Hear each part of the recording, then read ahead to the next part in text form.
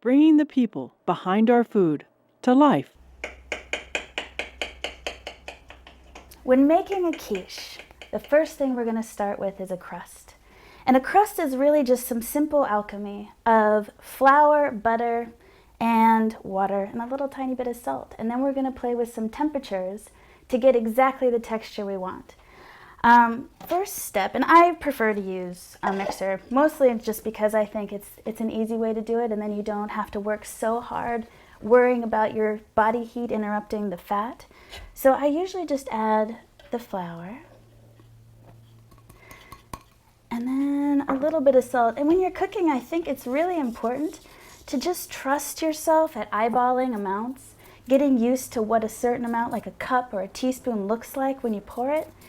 So we've got the flour and a little bit of salt, and now our fat. And with the fat, this is a sweet cream unsalted butter.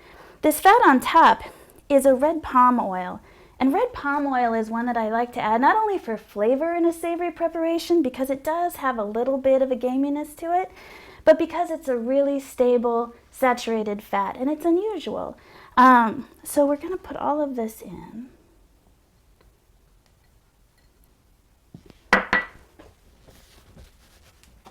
And just pulse it a little to blend it first. You want to be careful about not overworking the flour because you activate so many of the glutens that it will start to get really tough, like mozzarella tough when you tear it. And we don't want that. We want flaky, gentle, light crust. So I'm just going to pulse it a little bit to blend the fat in first. You want to see just crumbly texture.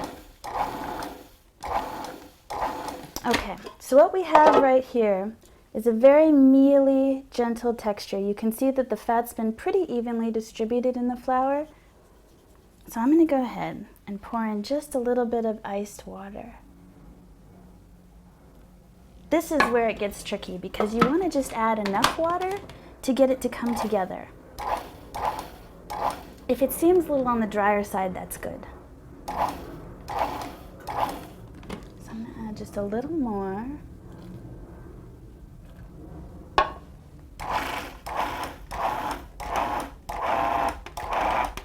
And there you see it starting to come together. That's exactly what we want. So from here, dump it out onto your counter.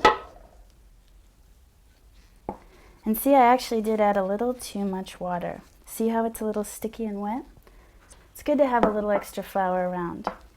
And you incorporate it just like this, adding a little in. Again, be very careful about how much you're kneading it because you don't want to activate those glutens. Just kind of gently folding it in. Okay, so you can see it's very soft. The fat is warm. So we're just going to gather it. There we go. Wrap it into a disc and some plastic, and then we'll let it chill for maybe 20-30 minutes before we'll be ready to roll it out into the crust.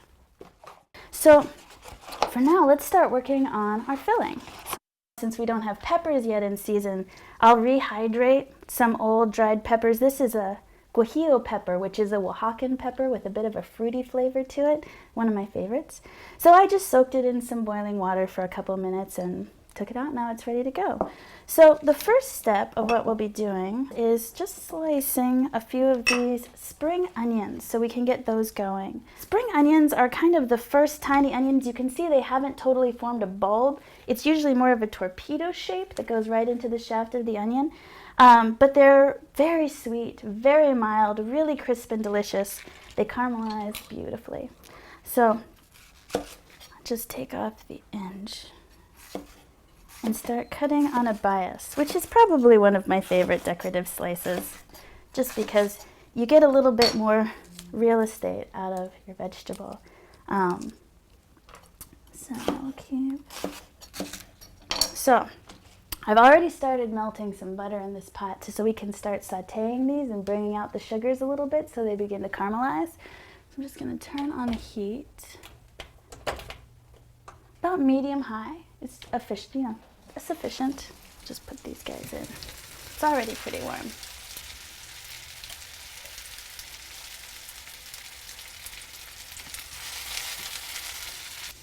Okay, so this really cooks down so fast. The flesh on these spring onions is so tender that they caramelize very, very quickly.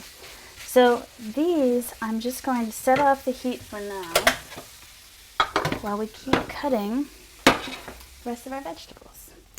So these are our green garlic. Green garlic is sort of the new spring shaft of garlic. It has a really potent garlicky flavor, but again, it's tender. It's not those hard, sharp, acidy bulbs that we get in the fall. So I'm just going to slice these very finely, and I'm not going to cook them because I want to preserve all of that garlic flavor. So we're just going to slice them very finely. Okay. I'll just set those in there. And again, the first basil's out for the spring, and we're going to put a little bit in just for some flavor, for some sweetness. It's not in the recipe, but why not?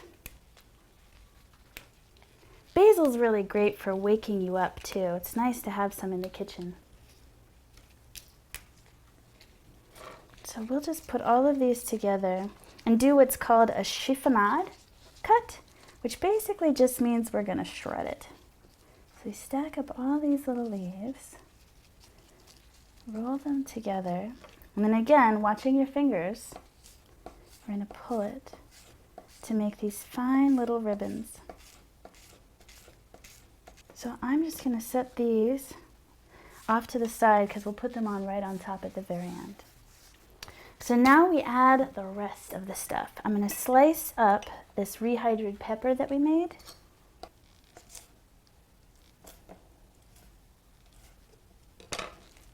Okay.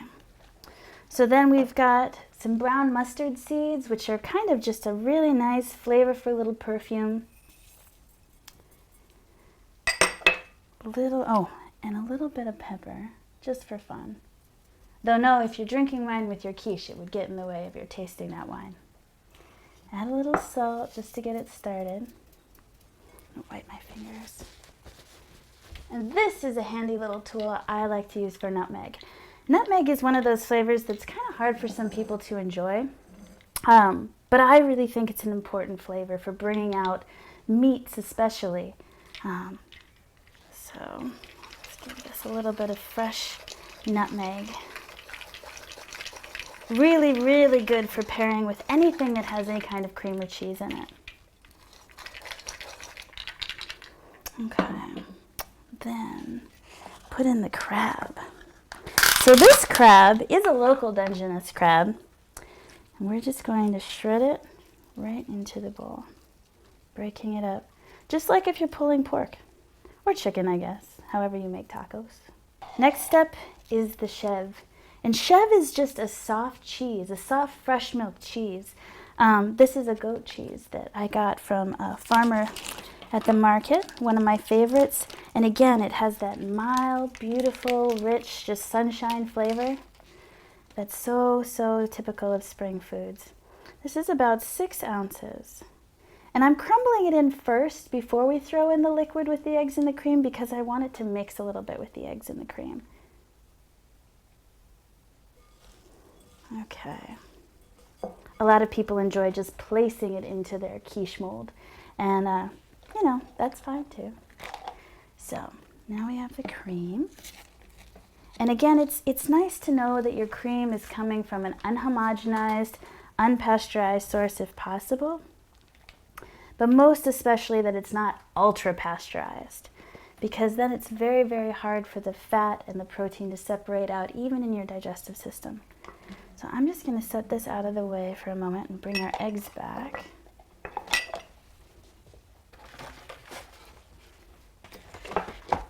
So because we have them, I want to go ahead and use some of the duck eggs. Eggs are this incredible powerhouse of nutrition. They really are a perfect food.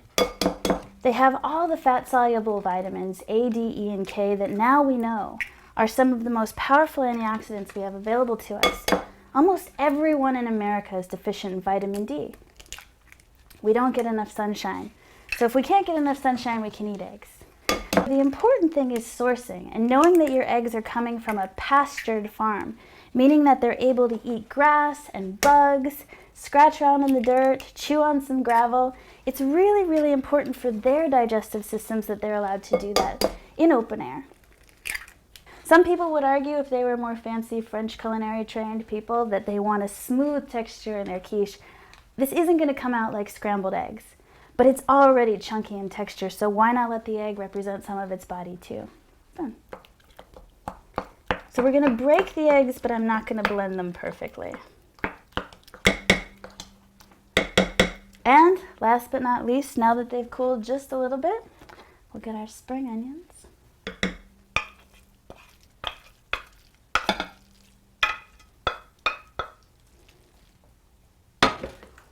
Fold these in.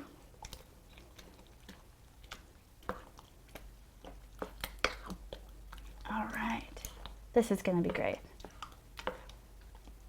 Okay, so now we just need to finish our crust. First step, and this is important, is buttering the pan. You can use a pie dish or a low cake pan. Whatever you have available really will work. So you just want to make sure it doesn't stick. I mean, there's a lot of butter already in the crust, but this is just a sure thing. So from here, here's our gorgeous crust. You can see that redness from the palm oil in it. Just so exciting. Put a little flour down first, just so it doesn't stick. Or to your hands, you want to flour the rolling pin a little too. And again, we're not working the pastry crust anymore. We're just rolling it out. I'm going to set this back here. Okay. So remember, working it as little as possible. You're still in a place where you might activate the glutens.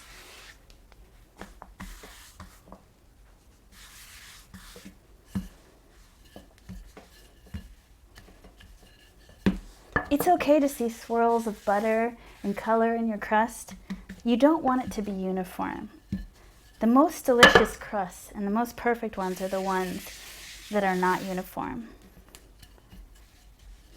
Okay, so that's pretty good. That's about the right thickness. I guess that's maybe like 1/4 inch. And it'll stretch too. So, got our pan. If you were really, really clever, you'd put it in the freezer for about 5 minutes before you laid the crust in, but it's not essential. From here, we'll just lay it in here.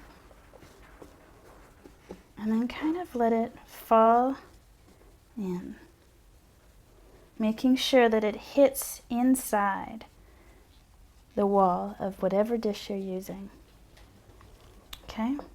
So from here, you get to decide what you want to do with the edges, how the top of your crust is going to look. And I recommend leaving it a little heavier, folding it over, but make sure a little of the weight is hanging over the edge. From here, you have a few choices. You can get really fancy and do a mark like that. You can just sort of fold it over like a loose galette, give it that rustic look. Whatever works for you. Or just bunch it up on the edge, flatten it out. Some people like to use a fork, lay it down. Whatever you prefer. We're going to leave it kind of all over the place just to see how it goes.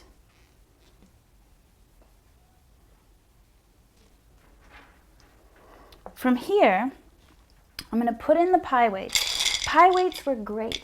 Or you can use old beans that you're never going to cook, or rice. The idea is really that they're going to hold down the bottom of your pie crust and really just keep it from bubbling up. You might also poke a few holes in the bottom. But we'll put a few of these in here for now. And again, it's a good idea at this stage too, if you like, most especially just to get them in the edges, but to put it back in the freezer so it gets a chance to hold this form for a few minutes.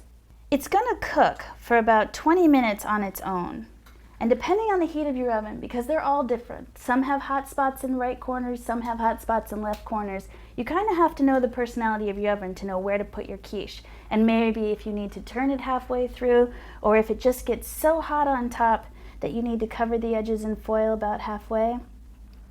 Another thing you could do if you wanted to glaze it, you could use a bit of an egg yolk as well, just to brush on the top of this to make it a little extra shiny, give it that fancy pastry glaze. So there is our beautiful and perfect pie crust. So we'll just take this, put it in our oven that's already preheated at 375, and give it about 20 minutes.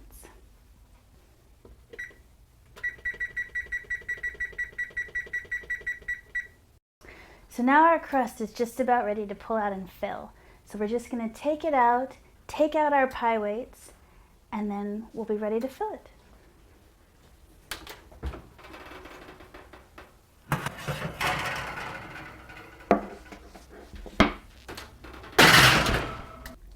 This is a good lesson of how sometimes you forget important steps. I put the pie weights in here without remembering that I had to take them out eventually. So it's a really good time to put in a layer of parchment or some aluminum foil, just so that at this stage of the game you're not left picking them out like this.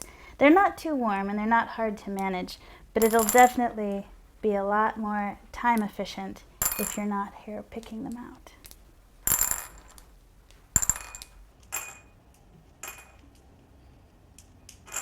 Now that we've sort of par cooked the crust, it's not completely done yet.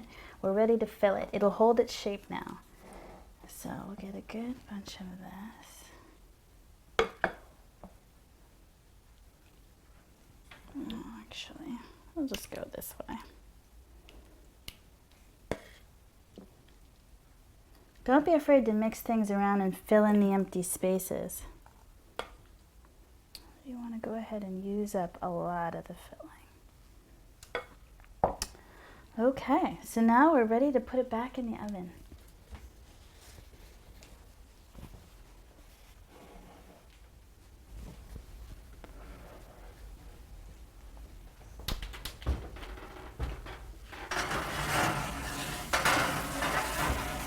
So we'll just let it cook for about another 20 minutes. All right, so we're ready to see what this looks like.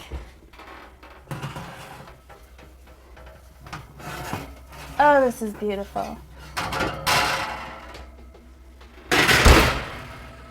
Just the right amount of crispness, brown bits, everything's just set up gorgeous. You might want to let this sit a few minutes, but we're just going to cut in and see what it looks like.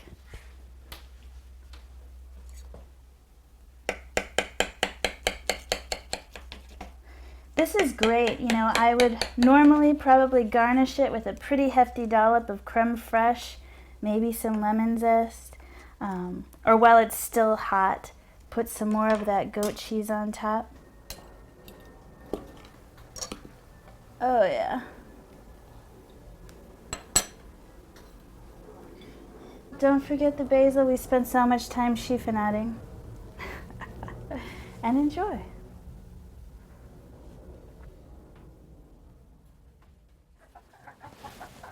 The chickens aren't just about the eggs. They're about adding fertility to our pasture, and they're sort of an integral part of our farm. They add more than just the eggs. It's not just about the product they're making, it's about what they're adding in terms of biodiversity to the farm.